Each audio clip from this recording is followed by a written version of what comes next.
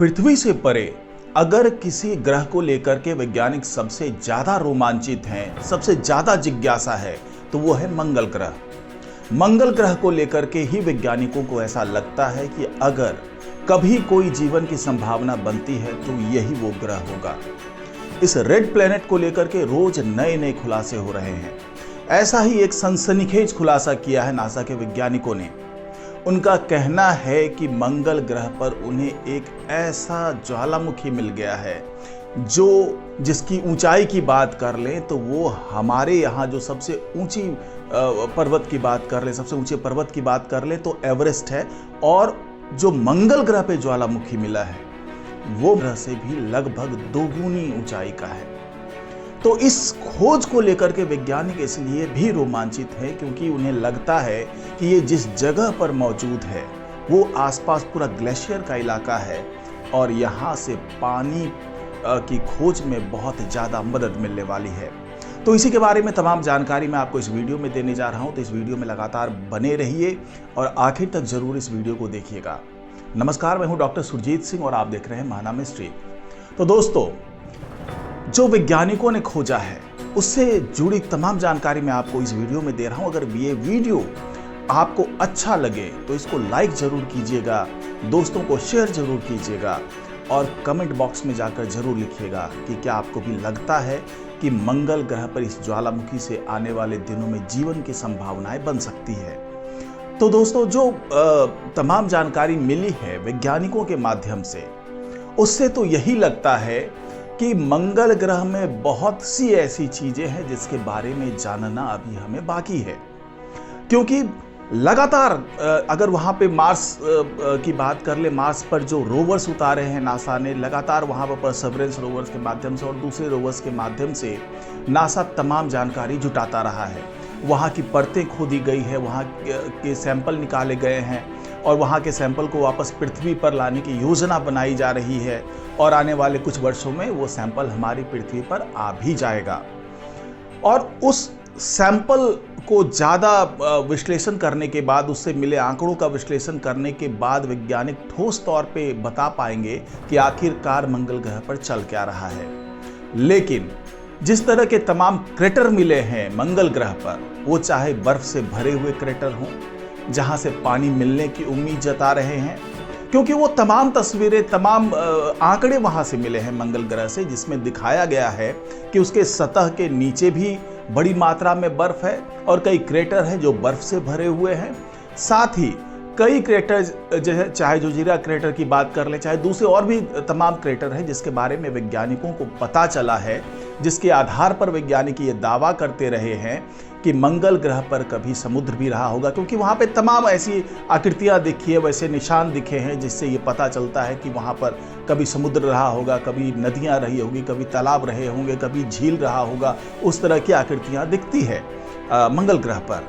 लेकिन अभी जो खोज हुआ है, जिस खोज को लेकर के वैज्ञानिक बहुत उत्साहित हैं, वो है एक ऐसी ज्वालामुखी, एक ऐसा पर्वत शिखर ज्वालामुखी से बना हुआ जिसकी ऊंचाई एवरेस्ट से भी ज्यादा है। एवरेस्ट से लगभग दोगुने आकार की ऊंचाई का है ये। तो जब वैज्ञानिकों ने इसको ढूंढना शुरू किया तो उन्हें ये समझ में आया कि भाई, ये भले इसकी ऊंचाई बहुत ज्यादा है, लेकिन अभी तक किस तरीके से वैज्ञानिकों की नजर से ये छुपा हुआ था। क्योंकि वैज्ञानिक बहुत बारीकी से उस जगह का अध्ययन कर रहे हैं तमाम रोवर के माध्यम से, या जो ऑर्बिटर्स हैं मार्स पे मौजूद, तो उसके माध्यम से वो तमाम खोज की जा रही थी। लेकिन इस ज्वालामुखी के बारे में पता नहीं चल पाया था क्योंकि ये आसपास के अपने भूभाग से बहुत ज्यादा उठा हुआ नहीं दिख रहा है। इसलिए वैज्ञानिक कंफ्यूज हो रहे हैं कि वाकई इसकी ऊंचाई इतनी है और अभी तक पता ही नहीं चला। तो आखिरकार ये किस तरीके का ये पर्वत है और क्या इससे आने वाले दिनों में कोई मदद मिल सकती है? तो इसके बारे में वैज्ञानिकों ने जो विस्तार से बताया है, उसके मुताबिक मंगल की भूमध्य रेखा के पास ये जो ज्वालामुखी है वो मौजूद है और ये अपने आसपास के भूभाग से ज्यादा ऊंचा नहीं है, जैसा कि मैंने आपको बताया। लेकिन इसकी खोज से मंगल पर पानी और बर्फ की खोज को एक दिशा मिल सकती है, इस तरह का दावा वैज्ञानिक कर रहे हैं। और इस ज्वालामुखी को खोजने में जो सबसे बड़ी भूमिका निभाई है वो है मैरीलैंड यूनिवर्सिटी के भूगर्भ विज्ञान के पीएचडी छात्र सौरभ शुभम ने। जी हाँ, भारतीय मूल के हैं सौरभ शुभम, और उन्होंने इस बारे में जांच की और इसके बारे में पता लगाया और ये बताया कि ये ज्वालामुखी मंगल ग्रह के नॉकिट्स लैबिरिंथस इलाके में पाया गया है, जो कि मंगल की भूमध्य रेखा के पास गहरी कंदराओं के जाल में स्थित है। वैज्ञानिक बहुत से सैटेलाइट होने के बाद भी बहुत लंबे समय तक इसे साफ तौर पर नहीं देख पा रहे थे, लेकिन सौरभ शुभम ने अपने आंकड़ों के आधार पर और जो सैटेलाइट से मिली तस्वीरों के आधार पर उसका विश्लेषण करने के बाद यह साबित कर दिया कि जी हां, इस तरह की एक ज्वालामुखी वहां पर मौजूद है। और जब इन आंकड़ों का विश्लेषण नासा के वैज्ञानिकों ने किया तो वो भी पुख्ता तौर पर ये बता पाने में सक्षम हो गए कि वाकई जो दावा किया जा रहा है उसमें काफी हद तक सच्चाई है। और जांच के दौरान ये पाया गया कि वाकई ये जो ज्वालामुखी है वो अपने आसपास के भूभाग से ऊंचा उठा हुआ नहीं है। इतना ही नहीं, इसका बहुत अधिक अपर्दन भी हुआ है और इसे देखने के बाद भी पहचानना बहुत मुश्किल है।